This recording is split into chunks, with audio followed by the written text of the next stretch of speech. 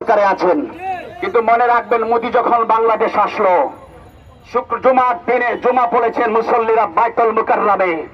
ওইখানে মুসল্লি হবে সর্বসাকুল্যে 2 থেকে 2,500, এর থেকে বেশি না। শেখ হাসিনা বাংলাদেশের সরকার প্রধান, আপনি কেন মোদীর নিরাপত্তার জন্য 2,500 মুসল্লিকে কন্ট্রোল করতে 2,500 পুলিশ বাইতুল মুকাররমে দিলেন না?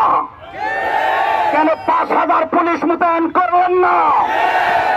আপনি পুলিশ মোতায়েন করবেন না, আবার সন্ত্রাসী বাহিনীকে পুলিশের অংশীদার করে দেবেন। এটা বাংলার জনগণ বুঝে, এটা আমরা বুঝি, তালামিয়ে ইসলামিয়া বুঝে। সময় হবে, জবাব নেয়ার জন্য প্রস্তুত থাকুন।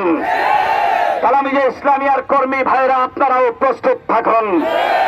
আমরা লাল সবুজের পতাকাকে রক্ষা করতে চাই, আমরা স্বাধীনতার চেতনাকে অক্ষুণ্ণ রাখতে। যারা লাল সবুজ পতাকাকে কেবল লাল করতে চাইবে তাদের পরিণতি হবে ভয়াবহ। আমাদের সংগ্রাম শুরু হয়ে গেছে। এই বাংলাদেশের গোটা বাংলাদেশের কোথাও যদি একটা মুসল্লি একটা মাদ্রাসার ছাত্রের উপর আঘাত করা হয়, ঢাকা ইউনিভার্সিটিতে ছাত্র আহত হলে যেমন ঢাকাকে পঙ্গু করে দেওয়া হয়, আমার দেশের কোন মাদ্রাসার ছাত্রকে যদি আঘাত করা হয়, আমি অনুরোধ করবো মাদ্রাসার পড়ুয়া ছাত্র ভাইদেরকে সবাই ঐক্যবদ্ধ হয়ে যাব, একসাথে নামবো। 2টা ছাত্র অ্যাক্সিডেন্টে মৃত্যুবরণ করার কারণে বাংলাদেশ 10 দিনও চলছিল। আপনাদের মনে নাই? আপনি পাখির মতো গুলি করে মাদ্রাসার ছাত্রদেরকে মারবেন, আর আমরা মাঠে নামবো না।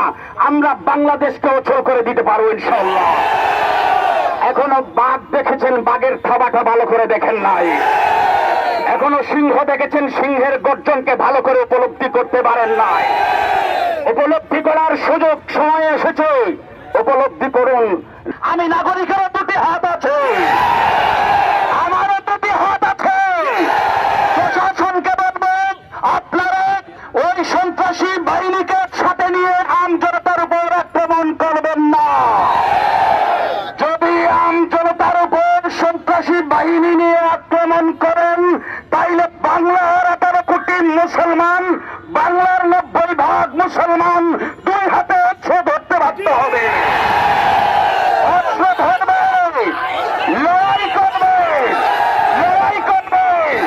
71-এর উত্তরাধিকার, এটা 71-এর সৈনিকদের উত্তরাধিকার, উত্তরসূরিরা এখনো মরে নাই। আমাদের পূর্বসূরিরা 71-এ সংগ্রাম করে আইয়ুব ইয়াহিয়ার কাছ থেকে, নির্যাতন জুলুম থেকে বাংলাদেশকে মুক্ত করেছিল।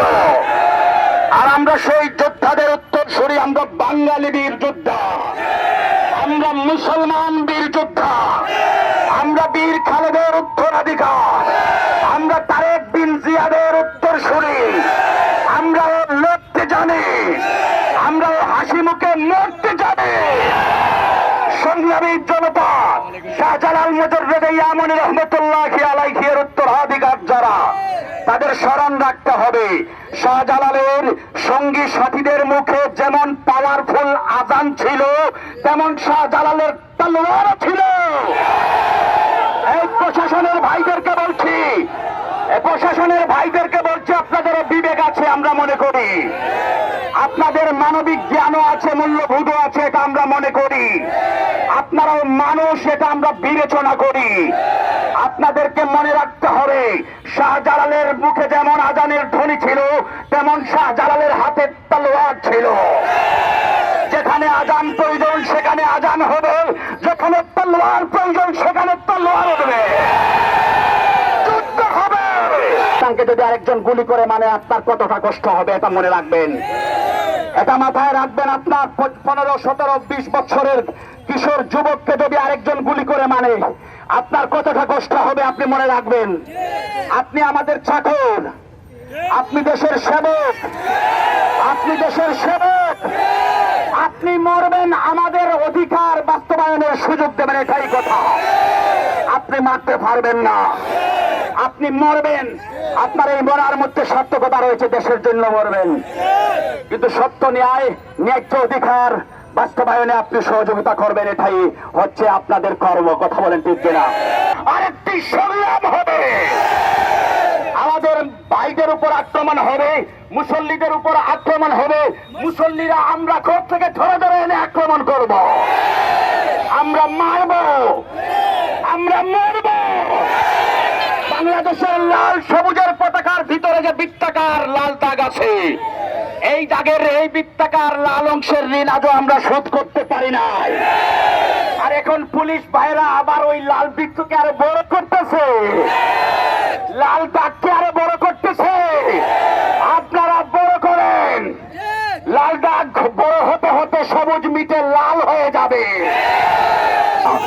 আমরা আইয়ুব খানের বাহিনীকে মেরেছি, ইয়াহিয়া খানের বাহিনীকে মেরেছি, পাক হানাদার বাহিনীকে আমরা মেরেছি।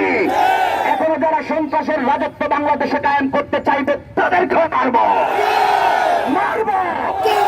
আমার মাদ্রাসার ছাত্ররা কেন ভাবে মরবে, গুলির পর গুলি কেন চলবে?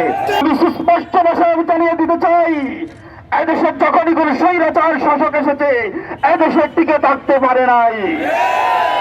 সুতরাং স্বৈরাচারী মনোভাবের দুঃস্বপ্ন যদি দেখে থাকেন তা বর্জন করুন, নতুবা সামনের দিন ভালো যাবে না। প্রিয় ছাত্র জনতা, স্বাধীনতা এদেশের মানুষের অধিকার, স্বাধীনতার সুবর্ণ জয়ন্তী উদযাপন এদেশের মানুষ এটা ঘৃণার চোখে দেখে নাই। স্বাধীনতার সুবর্ণ জয়ন্তী উদযাপন করতেই পারেন, কিন্তু যখন একটি মুসলমানদের রক্ত ফেকুকে সেখানে দাওয়াত করেছেন তখনই এদেশের মানুষ সেই রক্ত ফেকুকে মেনে নেয় নাই। এদেশের জনতা এর প্রতিবাদ করেছে, বিক্ষোভ করেছে, তাদের স্বাধীন মত প্রকাশ করেছে। এটা যদি তাদের অপরাধ হয়ে থাকে তাহলে বলবো এই স্বৈরাচার সরকারের বাংলাদেশে একদিন থাকার কোনো অধিকার নাই। আমরা ত্রিভূমি কারো একার সম্পদ নয়। আপনারা যে কর্মকাণ্ডগুলি ইতিমধ্যে ঘটিয়েছেন তা জাহিলিয়াতকে হার মানিয়েছে। আমরা জাহিলিয়াতের সরকার চাই না, যে সরকারের বিনিময়ে দেশের নাগরিক অধিকার নিশ্চিত হবে, যে সরকারের মাধ্যমে দেশের মানুষের মতামত ব্যক্ত করতে পারবে, আমরা সেরকম সরকার চাই। সুপ্রিয় সিলেটবাসী, একজন মানুষের জন্য আজ 17টি প্রাণ কেড়ে নিয়েছে এই সরকার। সুতরাং এই সরকার যদি ফিরে না আসে তাদেরকে উচিত জবাব দিতে হবে।